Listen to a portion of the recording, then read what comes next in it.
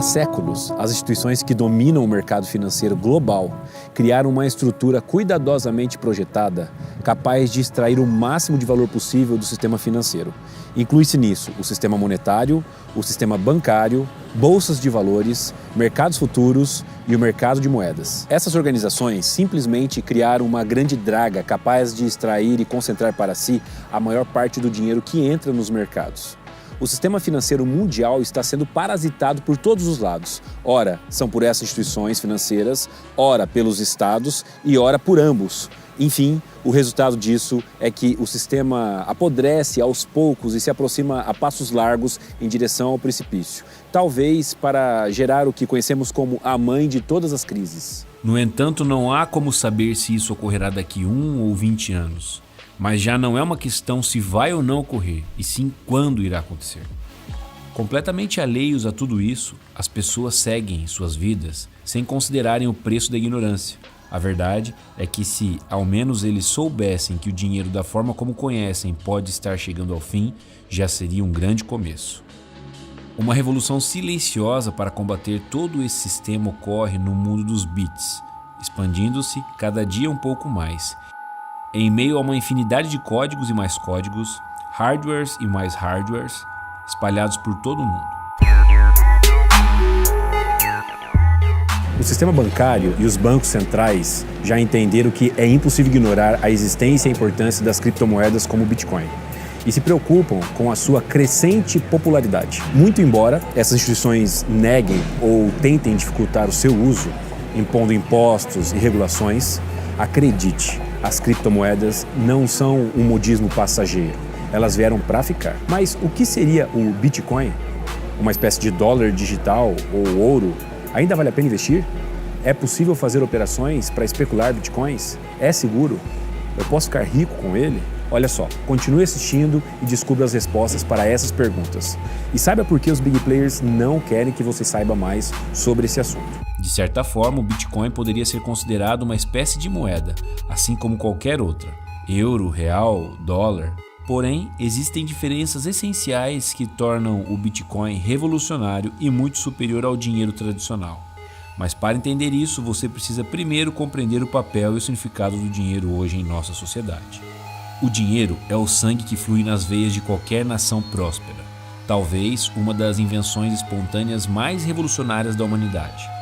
Através dele, feitos antes considerados impossíveis se tornam possíveis, tecnologias são desenvolvidas, projetos incríveis são financiados e vidas são salvas. Por outro lado, ele tem o poder de fazer aflorar no homem os seus instintos mais bestiais, lançando-o em uma espiral de degradação. Bênção ou maldição, a verdade é que passamos a maior parte de nossas vidas correndo atrás dele. Até porque uma coisa é certa, independente de onde você esteja agora, seja em um grande edifício comercial no centro de Nova York ou em um bairro pobre da periferia de São Paulo, se você faz parte da espécie humana, a algum momento do dia você vai precisar de algo para comer, beber, além de encontrar um local seguro para descansar.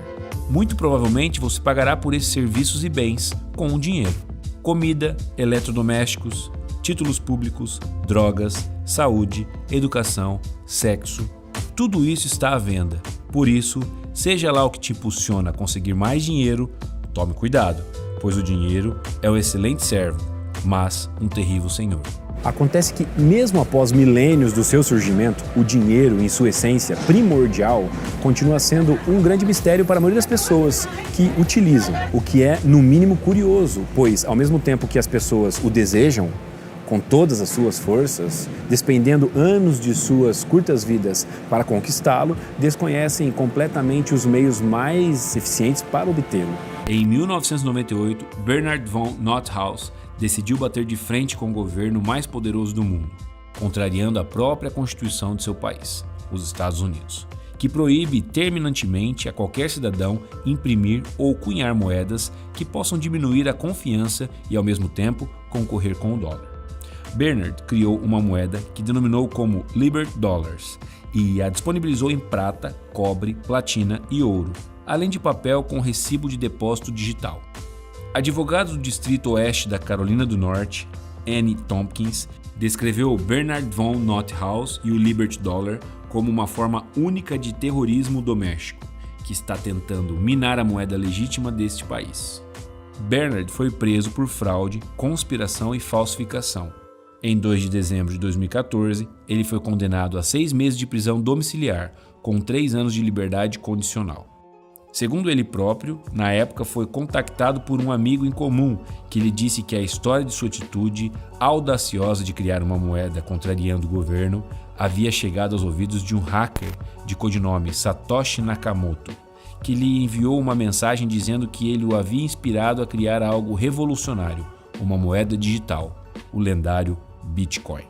Ao compreender o tamanho das forças que se opunham a ele, Satoshi decidiu ser o mais cauteloso possível e nunca revelar sua identidade. Muito embora saibamos pouco sobre ele, é possível, através de sua criação, concluir que, além de um dos mais geniais cientistas da computação, também é um profundo conhecedor de economia e da importância de uma moeda livre para a civilização. Mas qual foi a fonte que Satoshi Nakamoto bebeu? Quem foram os gigantes que vieram antes dele, que proporcionaram a base e os fundamentos necessários para que ele pudesse subir em seus ombros e criar o que hoje é considerada por muitos uma moeda quase perfeita? Embora seja complicado confirmar isso por conta do anonimato de Satoshi, não é difícil traçarmos paralelos entre sua criação e a compreensão de mundo dos grandes pensadores econômicos do século XIX e XX. Uma das características mais incríveis do Bitcoin é a de ser uma moeda livre. Satoshi resgatou o estado natural da moeda, que é ser independente de qualquer governo ou autoridade central. Karl Menger, o pai da escola austríaca de economia, entendia que a moeda surgiu de forma espontânea, fruto de uma interação natural entre seres humanos e, diferentemente do que vemos hoje, ela, em sua essência, não tinha vínculos com governos e autoridades estatais. Menger também explica que a origem do dinheiro se iniciou com mercadorias que tinham como características diferentes graus de vendabilidade ou liquidez. Quando nós, seres humanos, éramos nômades e vivíamos em pequenos grupos, as trocas eram facilmente realizadas. Por exemplo, um homem poderia trocar ferramentas por pele ou mesmo por peixe ou leite. Além disso, as dívidas eram saldadas e contraídas de forma simples e eram facilmente registradas, ainda que mentalmente. Essas trocas remontam os primórdios da civilização. Porém, quando elas ocorriam entre grupos diferentes de pessoas, era necessário encontrar algo que ambos os grupos concordassem em ter valor. Conchas foram utilizadas na África, os astecas usavam as sementes do cacau, os dentes de baleia foram os escolhidos em Fiji.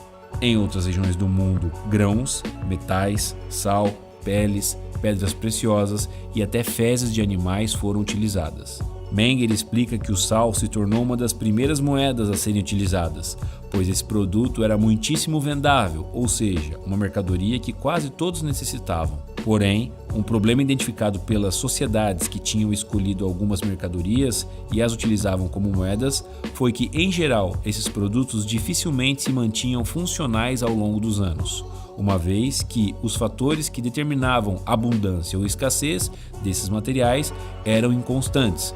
Por exemplo, as sementes de cacau utilizadas pelos astecas poderiam facilmente faltar caso uma colheita fosse prejudicada pelo clima. Da mesma forma, o sal poderia ser desvalorizado após a descoberta de uma grande salina. Foi então que há mais ou menos 2.500 anos atrás, onde hoje se encontra a atual Turquia e a China, que as primeiras moedas de metal foram cunhadas e resolveram em grande parte essa questão. Entretanto, uma coisa curiosa de se observar é que durante toda a evolução da moeda, primeiro como mercadorias, até o surgimento das moedas cunhadas em metal, buscou-se idealmente encontrar-se 5 importantes características nessas moedas. 1.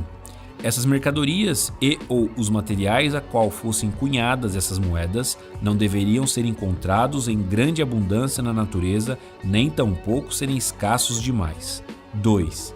Deveriam ser facilmente identificáveis. 3. Serem divisíveis em porções menores. 4. Serem substituíveis por peças de mesmo valor. 5.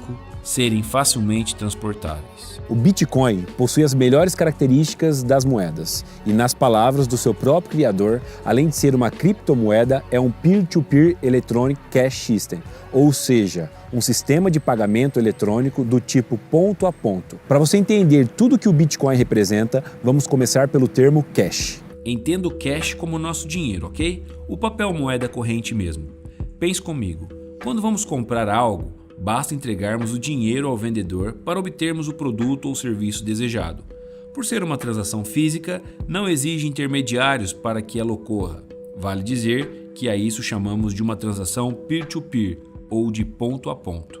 Note também que em uma transação que envolve somente dinheiro em espécie, não há necessidade que as partes que compõem a negociação se conheçam. Quando você vai ao supermercado, por exemplo, e utiliza dinheiro, não lhe é exigido documentos como RG ou CPF para efetuar suas compras. Você paga e leva os produtos embora. Além disso, essa transação, uma vez feita, se torna irreversível, não sendo possível requisitar o dinheiro de volta. Outra característica importante é que o papel moeda é um ativo ao portador, ou seja, ele se torna sua propriedade a partir do momento em que você o tem. O Bitcoin é disruptivo, porque se mostra como uma alternativa revolucionária justamente por conservar em si próprio as principais características do dinheiro físico, como também ser um ativo ao portador, suas transações serem irreversíveis, não necessitar de intermediários e não exigir que partes que estão transacionando se conheçam. Porém, faz tudo isso sendo 100% digital. Além de que, cada criptomoeda é única e facilmente identificada. É naturalmente escassa, pode ser fracionada em até 6 casas decimais, portanto é divisível em porções menores, é extremamente portátil e nunca precisará ser substituído, uma vez que não é físico e por isso não há desgaste. Por ser uma moeda digital, não ocupa espaço nem gera peso e pode ser transferido para qualquer lugar do mundo a um custo baixíssimo, sem necessitar de qualquer intermediário. É uma tecnologia rápida que opera em tempo integral com baixo custo de funcionamento, dando aos seus usuários excelentes graus de privacidade. Ao cumprir todos esses requisitos, o Bitcoin já se torna uma moeda excelente, mas as vantagens não param por aí. Se voltarmos à comparação do dinheiro em espécie, vamos perceber que o Bitcoin possui função dupla. Além de uma moeda, ele também é um sistema de pagamento. Pense comigo, quando queremos comprar algo ou contratar um serviço de alguém que esteja em outro estado ou país, encontramos dificuldades em utilizar o papel moeda. Afinal, como iremos fazer para que esse dinheiro chegue nas mãos de pessoas que se encontram longe de nós? Para resolver esse problema, comumente utilizamos a ajuda de um intermediador financeiro, geralmente os próprios bancos ou sistemas de pagamento online, como PagSeguro e PayPal. Porém, como Satoshi mesmo disse, além de uma moeda, o Bitcoin também é um sistema de pagamento eletrônico, ou seja, para transferir valores de uma pessoa que esteja em qualquer lugar do mundo, basta ter o endereço digital dessa pessoa e realizar essa transação. Tão fácil como mandar um e-mail. Essas características colocam o Bitcoin em um patamar de vantagem acima de qualquer outra moeda já inventada. Mas se esse sistema é revolucionário e possui tantas vantagens, por que então os governos e instituições financeiras não adotam para si? Não devemos nos enganar. O dinheiro sempre foi uma enorme fonte de poder. Líderes, governantes e os big players sempre entenderam isso. Por isso, há milênios atrás, passaram a outorgar para si a tarefa de emitir moedas, conquistando um importante controle sobre a economia das sociedades. Acontece que, de modo geral, os estados são geridos por um pequeno grupo de pessoas que concentram poderes quase que ilimitados em suas mãos. Há uma enorme fragilidade nisso, pois se esses governantes cometerem erros, eles se tornam sistêmicos e comprometem toda a estrutura. E, infelizmente, ao longo da história, o que não faltaram foram exemplos de erros crassos, principalmente em se tratando de forma como os governantes utilizam o dinheiro dos pagadores de impostos. Fortunas foram dizimadas com o luxo das cortes. Castelos e prédios públicos desperdiçaram uma enormidade de riquezas, sem contar as numerosas guerras promovidas pelas coroas, muitas vezes motivadas puramente pelo ego e da ganância dos governantes. Isso de alguma forma te soa familiar no Brasil do século XXI? Precisamos sair da Matrix. Há muito tempo, soluções objetivando a restauração do sistema monetário e o fim das políticas nefastas que corroem a economia mundial foram propostas por diversos intelectuais. Os economistas austríacos sempre se colocaram como o pelotão de frente em oposição a todo esse sistema. Porém, as instituições bancárias e os governos lucram e se tornam cada vez mais fortes através desse sistema ruim. Não se iluda, toda essa estrutura foi idealizada. Ela não é fruto de incompetência nem da ignorância. Ela foi meticulosamente pensada e trabalhada para engolir os indivíduos e concentrar poder e riqueza nas mãos de poucos. Isso não é um mal intrínseco ao capitalismo, muito pelo contrário. Tudo isso só foi possível justamente porque princípios fundamentais de liberdade foram completamente desrespeitados pelos estados e instituições. Em meio a tudo isso, o Bitcoin foi e é um grande presente para o mundo. Em um momento em que todos já estavam desacreditados de que alguma mudança significativa fosse de fato se concretizar, inclusive vários economistas da escola austríaca já consideravam impossível o surgimento de uma moeda completamente desvinculada dos governos. Talvez uma das poucas exceções seja Hayek, que em 1974 propôs a criação de um dinheiro com bases privadas. O Bitcoin é um milagre microeconômico que possui um potencial destrutivo macroeconômico. E para que não fique dúvidas em relação ao Bitcoin, nós resolvemos compartilhar um texto do portal bitcoin.org. Vamos dar uma olhadinha e vocês vão entender muito melhor. Como um novo usuário, você pode iniciar com o Bitcoin sem entender de detalhes técnicos. Depois que instalar uma carteira de Bitcoin em seu computador ou telefone celular, ela vai gerar o seu primeiro endereço de Bitcoin e você pode criar mais endereços sempre que você precisar. Você pode mostrar seu endereço para seus amigos para receber pagamentos ou vice-versa. Na verdade, é bem parecido com o funcionamento de um e-mail. A única diferença é que os endereços de Bitcoin devem ser usados apenas uma vez. Saldo e blockchain. O blockchain é um livro de registro de contabilidade público compartilhado no qual toda a rede Bitcoin confia. Todas as transações confirmadas são incluídas na cadeia de blocos. Desta forma, as carteiras de Bitcoin podem calcular seu saldo disponíveis e novas transações podem ser verificadas para que se possa usar Bitcoins que são realmente de propriedade de quem está gastando. A integridade e a ordem cronológica da cadeia de blocos são protegidas por criptografia. Transações e chaves privadas. Uma transação é uma transferência de valor entre carteiras de Bitcoin que é incluída na blockchain. Carteiras de Bitcoin mantêm uma informação secreta chamada chave privada ou semente, que é usada para assinar transações, fornecendo uma prova matemática provando que elas vieram do dono da carteira. A assinatura também previne que a transação seja alterada por qualquer um depois que é emitida. Todas as transações são divulgadas entre os usuários e normalmente começam a ser confirmadas pela rede nos próximos 10 minutos, através de um processo chamado mineração. A mineração é um sistema de consenso distribuído que serve para confirmar as transações e incluí-las na blockchain. Isso impõe uma ordem cronológica no blockchain, protege a neutralidade da rede e permite que computadores diferentes concordem sobre o estado do sistema. Para serem confirmadas, as transações devem ser incluídas em blocos e verificadas pela rede através de regras de criptografia. Essas regras previnem que blocos antigos sejam modificados, o que provocaria a invalidação dos blocos posteriores. A mineração também cria um jogo equivalente à loteria, que previne qualquer indivíduo de facilmente adicionar novos blocos consecutivamente no blockchain. Isso evita que pessoas possam decidir o que incluir no blockchain ou mudar partes do blockchain, e assim conseguir reverter suas próprias transações, por exemplo. Agora minha pergunta é, até onde você quer descobrir mais sobre o Bitcoin?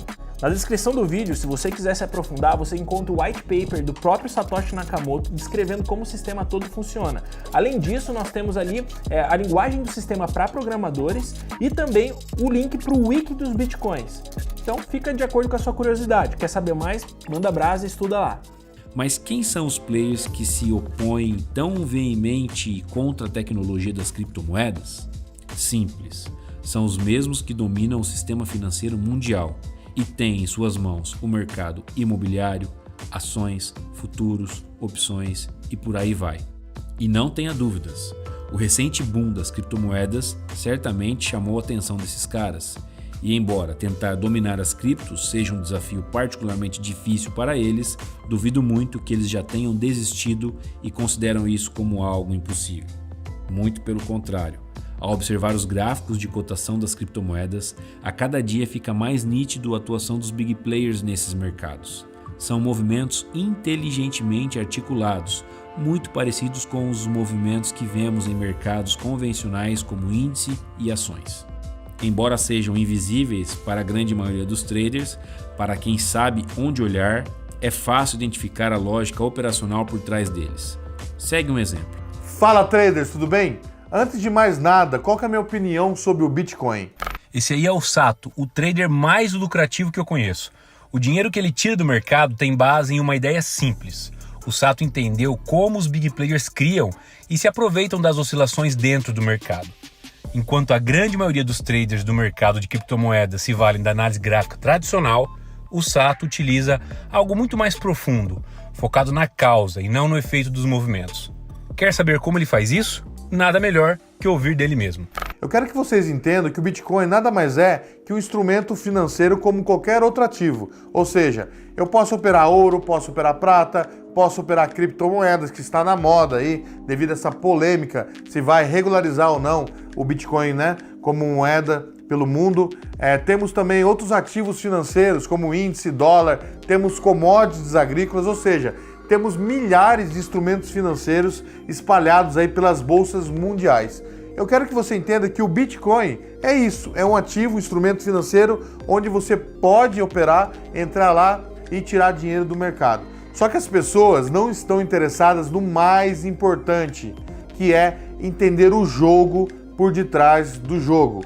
Antes de você operar Bitcoin ou qualquer desses instrumentos financeiros espalhados pelo mundo, o mais importante é que você entenda o posicionamento do dinheiro esperto, como que esses big players fazem dinheiro nesses ativos. O grande problema que eu vejo aí nos canais do YouTube que falam sobre Bitcoin é que eles ensinam análise técnica tradicional. E como já vimos, a minha opinião é muito clara, isso não funciona. Além disso, da análise técnica tradicional, eles ficam focando se o Bitcoin vai ser o investimento da década. Isso pouco importa para mim, pouco importa para nosso exército de alunos do Raio-X Preditivo. O que nós queremos de verdade é entrar no Bitcoin ou qualquer outro instrumento financeiro e tirar dinheiro desse mercado, beleza? Vamos para o gráfico agora, que eu vou mostrar alguns exemplos do gráfico do Bitcoin, alguns eventos climáticos, alguns eventos onde os big players entraram na moeda. Bora ver. Bom, pessoal, estamos aqui com o gráfico de 4 horas do Bitcoin pelo real brasileiro. Observem que recentemente, nos meses de abril, maio, junho e julho, nós tivemos uma grande alta aí na moeda Bitcoin. Observem aqui o tamanho da alta que tivemos. E aqui no topo tem algo bastante interessante, algo que a gente vem falando há 2 anos para vocês. Nesse patamar de preço aqui, ó, observem o tamanho do volume financeiro, ou seja, o dinheiro trocou de mão aqui. Tivemos nesse posicionamento aqui uma grande atividade profissional. E Sato, o que significa essa atividade profissional? É a famosa transferência de posições dos possuidores fracos para os possuidores fortes. O que isso significa? Durante toda essa alta aqui, o mercado não encontra oferta, não encontra um grande volume financeiro.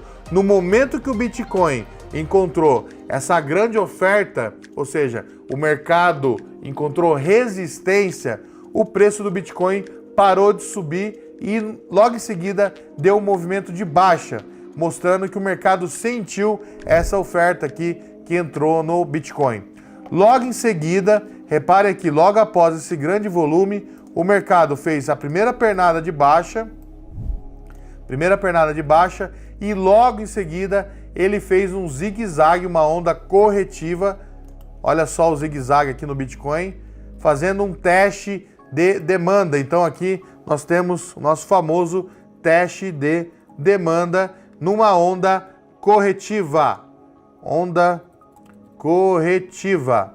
Nossa famosa ABC, onda corretiva ABC. Depois de uma onda corretiva ABC, sabemos que vem o quê? Uma onda de impulsão. E foi isso que o mercado fez. Veio aqui, logo em seguida, uma onda de impulso, configurando uma onda corretiva maior, um ABC maior, beleza? E olha só que coisa interessante novamente, galera.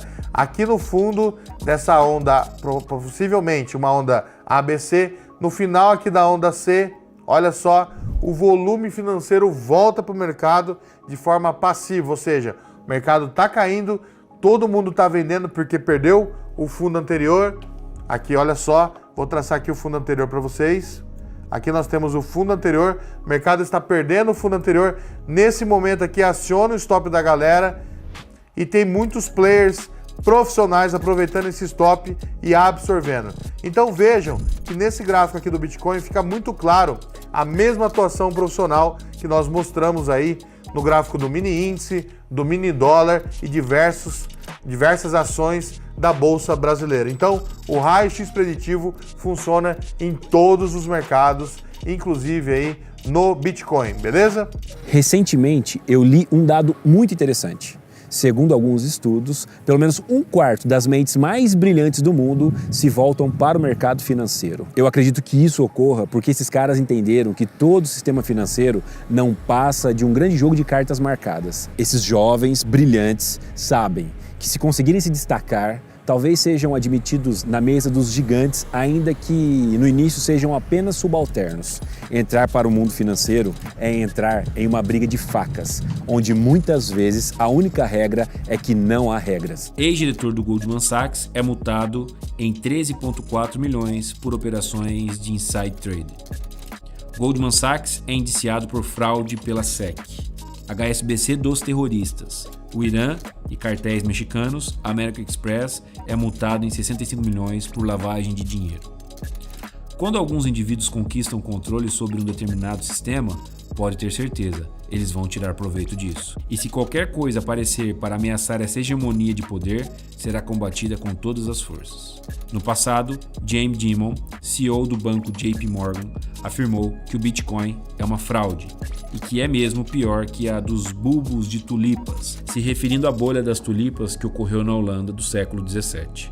Apesar dessas declarações, ironicamente, o JP Morgan lançou recentemente sua própria criptomoeda, denominada JPM Coin. O Bitcoin é uma moeda completamente livre de influências diretas governamentais e ou institucionais, e é isso o que mais incomoda os big players. Há séculos, essas instituições dominam o mercado financeiro, se aproveitando dos momentos de euforia e até das bolhas e crises.